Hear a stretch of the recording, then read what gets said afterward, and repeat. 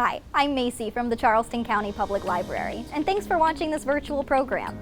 September is Library Card Sign-Up Month, and your Charleston County Library card is the key to a wealth of information and resources for free. Of course, we have tons of books. We also have movies, telescopes, museum passes, and gaming tablets for kids. And your library card gives you access to tons of digital content, like ebooks, audiobooks, music, and magazine subscriptions, plus access to databases for professional development, learning a new language, and genealogy research. Your library card is available for free if you live in Charleston County. Just stop by your neighborhood branch with your proof of address and your ID. For more information, visit ccpl.org.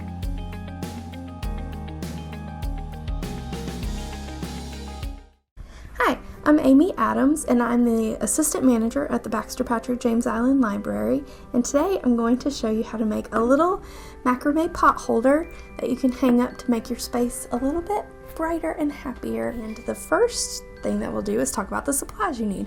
First, you'll need a little pot like this. You can get them at lots of different places. I got 3 for $1 at the Dollar Tree. They also have them at Walmart or Lowe's or wherever they have pots and stuff like that.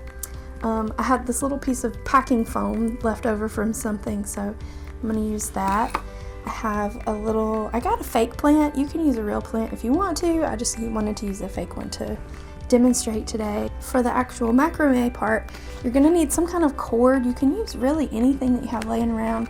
This is bamboo cord. Of course, you'll need some scissors. And then I also find it really helpful to have something to hold your project with. So I have a clipboard and binder clip. I'm going to show you how to do 4 different basic techniques. The first one will be a braid, which comes out looking like this. It's a pretty simple technique. Next, we will do a square knot. That gives you a nice flat surface.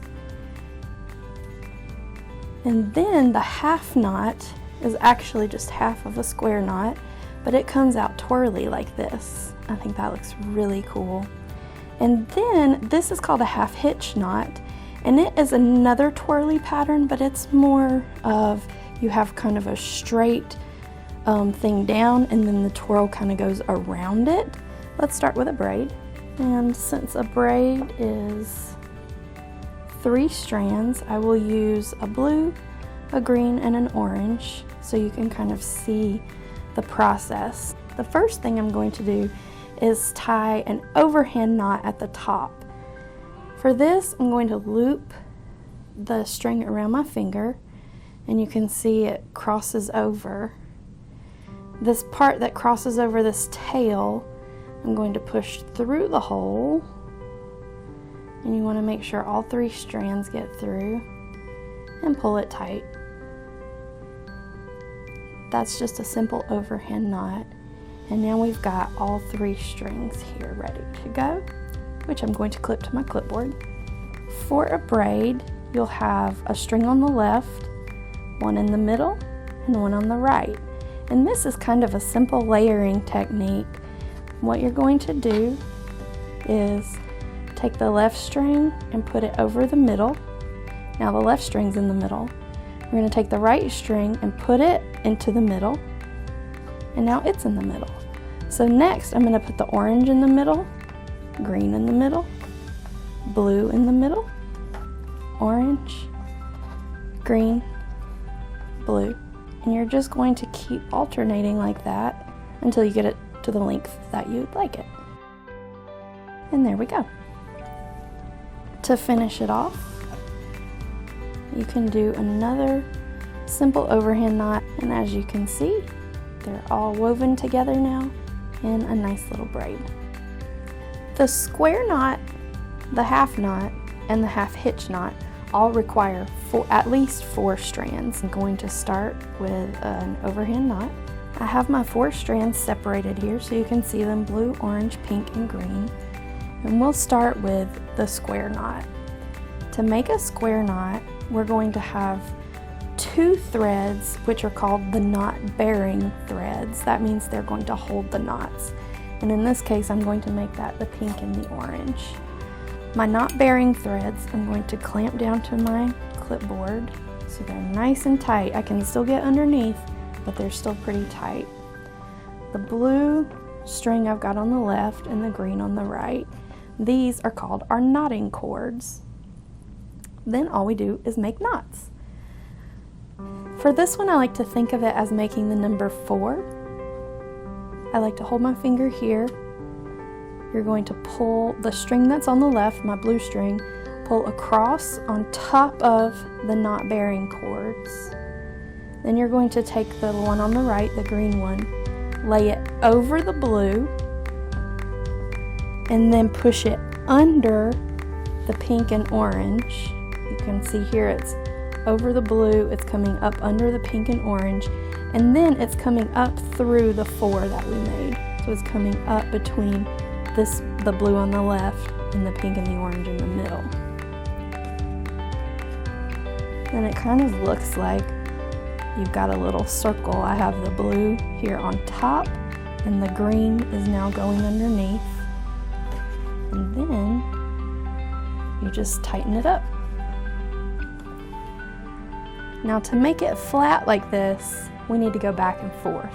So I did one on the left, now I'm going to do one on the right.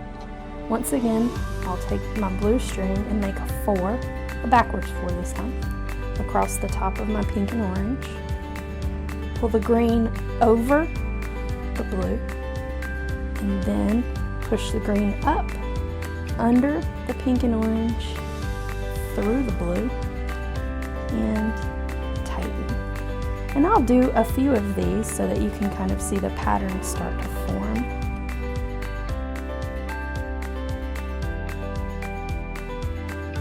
Here you can see our pattern is starting to form, and I love the way it looks using the different colors because you can see it really well and see it's flat. But I've got blue and green showing right now. For our next knot, I want pink and orange to show. Our next knot is going to be the half knot, and it's nice and easy because you've already basically learned how to do it. Once again, I'll take my knot bearing cords, which are going to be the ones that hold the knots, and clamp them down. Since I'm changing colors, I'm going to clamp down blue and green, and then my pink and orange will be my knotting cords. They'll be off to the side. For this knot, instead of alternating back and forth, you're just going to go on the same side the whole time. So you're just going to make a continuous number 4. It won't ever flip and go backwards. So I'll take the orange, lay it across the middle, take the pink, it goes over the orange, it goes under the blue and green, and it comes up through the orange, and tighten it up. And you will notice as you keep going with your half knot is that your project wants to start turning because it goes in a little twisty pattern.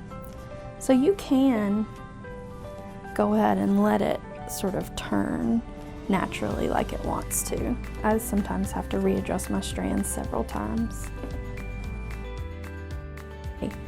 This one looks really nice and it's starting to twist, which looks really cool.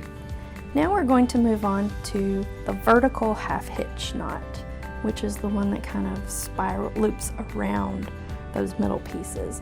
You can use however many strands for this that you want to. Since I already have my project started with 4 strands, I'm going to go with 4 strands. The unique thing about this one is that you're only going to have one knotting cord or cord that's doing the work, and all the others will be your knot bearing strands. And I'm going to switch which one is my knotting cord so that I'll have some different colors going down. I'll clip down my knot bearing cords, and we're going to start with orange. For this one, very similar, you make the number 4, but instead of having another strand over here that goes over, you're just knotting it around this middle part. So you make the number 4, you pull your orange underneath your middle strands and up through its own loop. When you first start trying new knotting techniques, you'll have to do a lot of trial and error. How quickly you move, how tightly you pull your strings, how tightly you hold your strings, those will all have an effect on the outcome of your project. But I would say stick with it, because the more you do it, the easier it gets. So let's look at how those vertical half hitch knots are coming along. And you can see with my orange, something happened. I don't know. Even experienced people have little hiccups sometimes. I might not have pulled it tight enough, so it's not perfect, but that's the great thing about homemade things, is that they don't have to be perfect. You can see my blue starting to wrap around there. And if I wanted to, I could keep going and keep switching. So now we're going to move on to the pots themselves. You can use any of these techniques in any sort of order that you want to.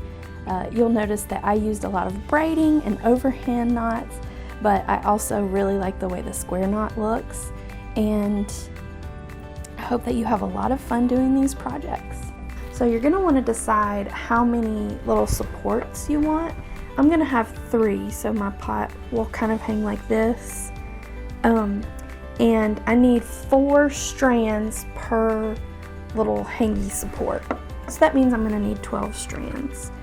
I'm going to go with about fingertip to fingertip, which is about 5 feet. This is probably going to give me a lot more than I need, but that's okay. I think I'm going to do different colors on each side. That'll be fun. I've got my 12 strands here. And then the other thing you want to think about is having some kind of a loop at the top that you're going to hang it off of. And I'm just going to use this thread. I'm going to take this and just tie a simple overhand knot and pull it tight. And then I'm going to tie all of my strands around this. So then I'll have a nice little hanging base to start with there. So that's what I will hang my project from if I want to hang it on a nail or a hook or something like that. And it's also what is going to anchor my project to my clipboard. I'm going to separate my strands into the support groups. And I'm going to start with blue. Now for this part, I don't need my binder clip, because I just want braids as my top supports. Now I do have 4 strands, and you only need 3 strands for a braid, so I'm going to use 2, 1, and 1. When you're doing these braids up at the top, is you're going to want all 3 of your supports to be the same length. I saw one of these hanging in somebody's car on their rearview mirror, and I thought it was so cute, and I just had to have one. So I learned how to make one, and then I just wanted to share it with everyone. This is about 2 inches long, and I think that is a good start for my supports. I'm going to go ahead and do my overhand knot here at the bottom of the braid, and then I'm going to do the same thing with the green and the orange strands. So now I've got my loop, and I have my 3 braids that are going to form my supports for my little pot here. They'll go around it like this. It'll be super cute. Now the next thing when you're doing macrame is taking your different supports and then combining them together. For this part, I'm going to use some square knots, because I like that little flat look that they give. Now I'm going to take 2 blue strands from the first support and 2 orange strands from the second support. I'm going just about 1 inch down from the knots above. I made a little overhand knot. And now, the fun part, I'm going to do a square knot. And I want this square knot to be blue. So I'm going to pull my blue strands to the outside. And the orange strands are going to be knot bearing strands. And for this, I'm doing the square knot so that you can see this when it's on the final project. I'm going to do a few of these. I think I'll do 3 on each side. So that looks so cute. Okay. Now, I've got the first 2 combined. I'll show you what that looks like. So I've got my blue strand and my orange combined here. See how they come together? Now next I'll do orange and green together. I'm going to line up with the last little strand I made, the last little row of square knots that I made.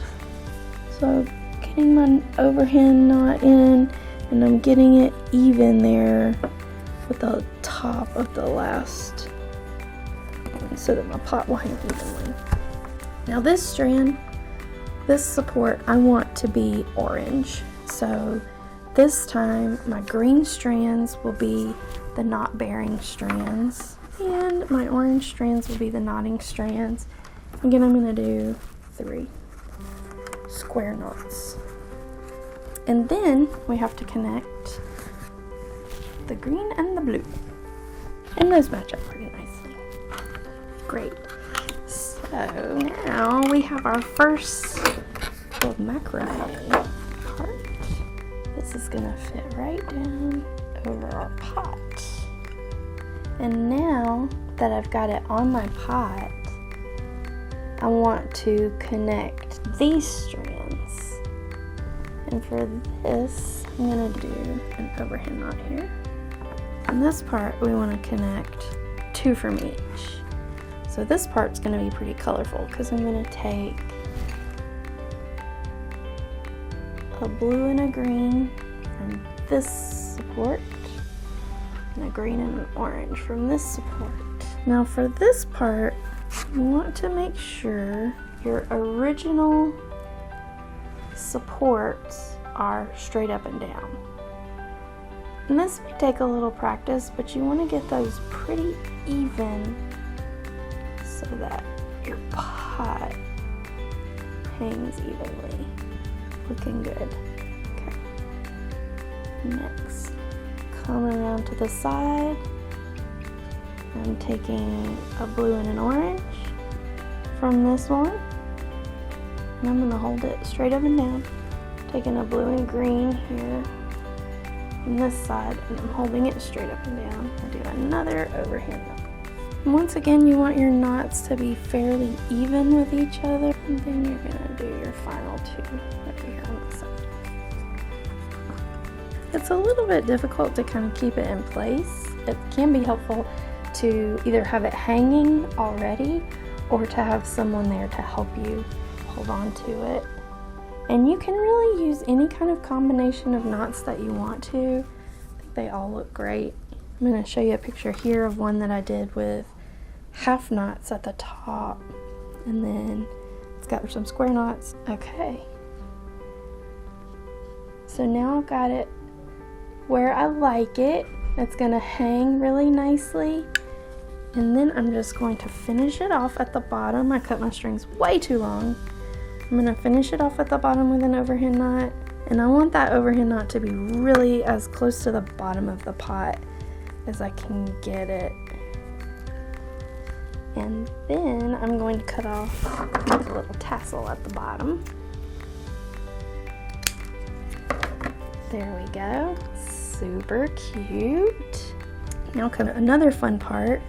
This one, I am just going to use a little piece of foam, which you can see I have all over my shirt now, and shove it down in there. I have a cute little fake succulent. I'm just going to stick it right down in that foam. And there you go. There is a cute little quick and easy pot hanger that you can use to make your space a little bit more cheerful. You can hang it up anywhere you want or give it to a friend. And I hope that you enjoyed this lesson. Thanks for joining us. Be sure to check out all the other great videos on CCPL's Facebook page and check ccpl.org for library updates and access to resources. And you can always call your library branch if you have any questions. Thanks.